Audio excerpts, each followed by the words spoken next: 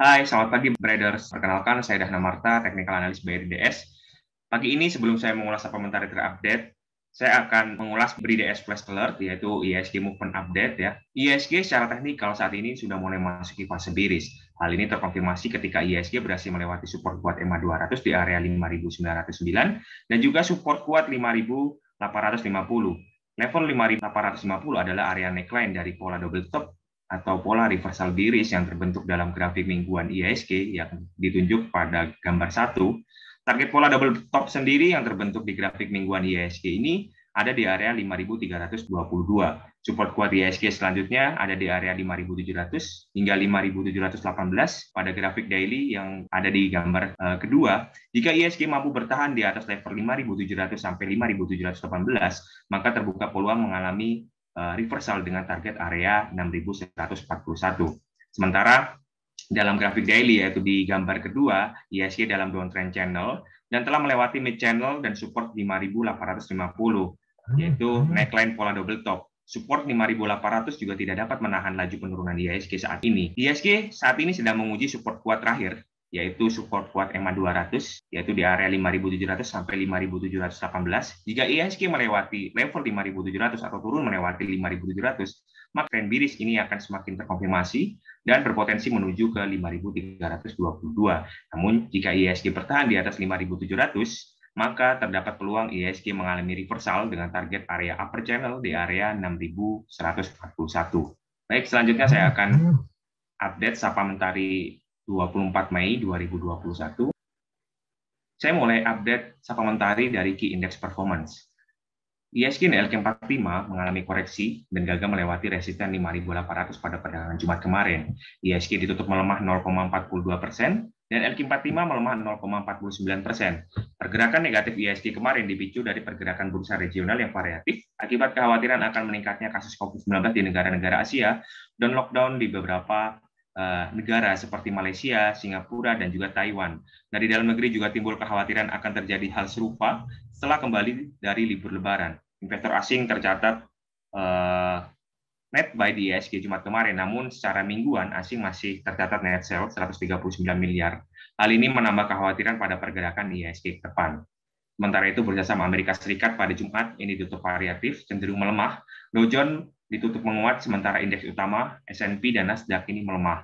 Hal ini diakibatkan kekhawatiran akan isu tapering dan inflasi yang masih membayangi saham-saham emiten yang sensitif terhadap pertumbuhan dan perubahan suku bunga, seperti saham-saham emiten teknologi yang memiliki kewajiban cukup besar saat ini. Di samping itu, data IHS Markit yang menunjukkan data PMI bulan Mei meningkat dari bulan April sekaligus tertinggi sejak pencatatan yang dilakukan IHS Markit pada 2009.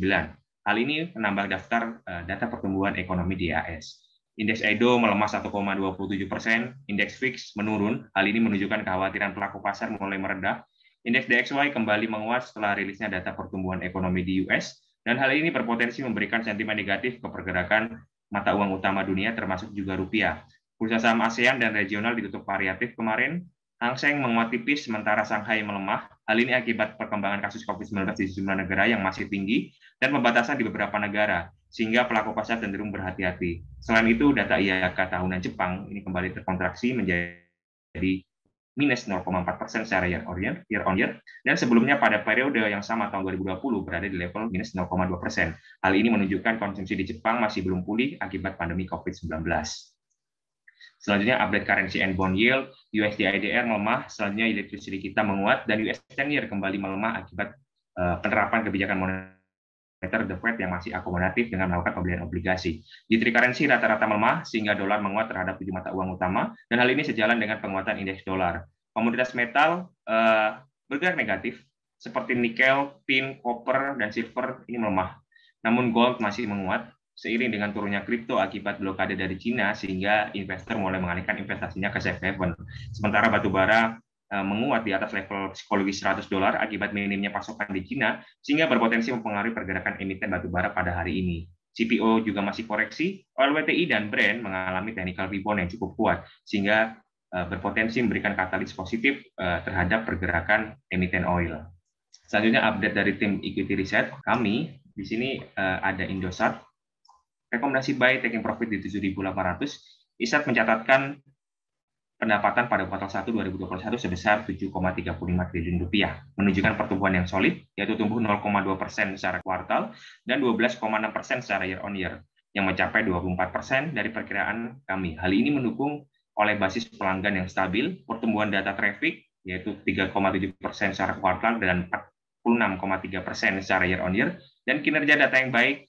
Selain itu, ISAT berhasil membukukan laba bersih pada kuartal 1 2021 sebesar 172 miliar rupiah, didukung oleh perbaikan yang signifikan pada struktur APEX, yaitu operating expense.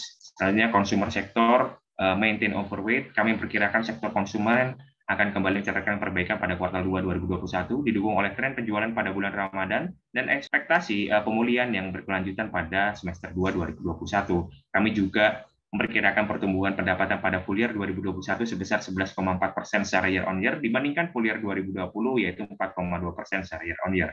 Namun dengan penurunan pertumbuhan laba bersih menjadi 3,8% secara year on year dibandingkan full year 2020 12,8% secara year on year, dampak dari kenaikan harga komoditas seperti CPO, gula, gandum yang menjadi bahan baku utama produk. Lalu sektor otomotif, profitabilitas diprediksikan akan meningkat dikarenakan adanya kenaikan pada permintaan mobil, sehingga menyebabkan pengurangan penawaran diskon penjualan. Dengan adanya penguatan penjualan, kami melihat potensi EBIT margin otomotif akan menjadi lebih baik, terutama untuk Astra pada kuartal 2 2021. Sebagai informasi, EBIT margin ASI ini telah membaik sebesar 0,5% pada kuartal 1 2021 dibandingkan kuartal 1 2020, yaitu sebesar 0,2%. Pada kuartal 4 2020 ini sebesar minus 2,2%. Selanjutnya, update dari Wijaya Karya, Wika melalui anak perusahaannya, Wika Bitumen berencana untuk membangun pabrik aspal berkapasitas besar di Buton. Rencananya nilai investasi pabrik tersebut sebesar 10 triliun rupiah. Pembangunan Big Extraction Plant itu bisa menghasilkan kapasitas sebesar 7 kali 100.000 ton, sehingga termasuk dalam proyek dengan target jangka panjang perseroan. Adapun pembangunan pabrik ini diharapkan mampu mengurangi impor aspal yang mencapai 1 juta per tahun. Untuk detailnya, Brader bisa download supplementary di official Telegram kami, dan linknya ada di caption di bawah ini ya.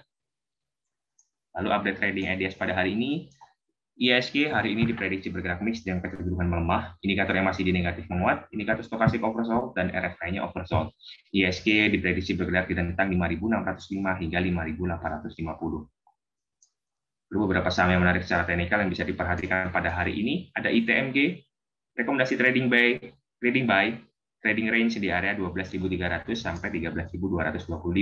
Volume transaksi menurun, indikator yang masih di positif melemah, indikator stokastik netral melemah, dan RSI-nya netral melemah. Lalu ada Tower, rekomendasi trading buy, trading range di area 1.160 sampai 1.245, indikator yang masih di positif menguat, indikator stokastik netral, dan menguat menuju overbought, indikator RSI netral menguat. Selanjutnya ada MNCN, trading buy juga untuk MNCN, trading range di area 925 sampai 980, dan Inco rekomendasi sell, trading range di area 4.450 sampai 4.810. Dan yang terakhir ada Jasa Marga, rekomendasi sell, trading range di area 3.790 sampai 4.010. Volume transaksi menurun, indikator MACD negatif menguat, indikator stokastik netral melemah menuju oversold, dan RSI-nya oversold. Lalu untuk update stock pick pada hari ini, untuk rekomendasi trade yang memiliki rentang waktu hold position kurang lebih 30 hari, dan jika ada tanda bintang berarti itu rekomendasi baru, kita mempertahankan 4 saham, ada Tower, CTRA, Bank Mandiri, dan juga UNTR. Sementara untuk rekomendasi swing trade yang memiliki rentang waktu hold position 3 sampai 10 hari, kita masih mempertahankan LSIP, Pegas, dan juga ERA. Sementara itu rekomendasi day trade 15 saham, di antaranya 6 saham rekomendasi buy dan sisanya rekomendasi sell. Di antaranya ada saham ITMG, Tower, MNCN, hingga LSIP, INKP, Waskita, dan juga Java. Demikian urusan supplementary pada pagi hari ini. Jangan lupa like, subscribe, dan komen ya Traders, agar informasi ini sampai ke seluruh investor pasar modal Indonesia. Terima kasih dan happy trading Traders.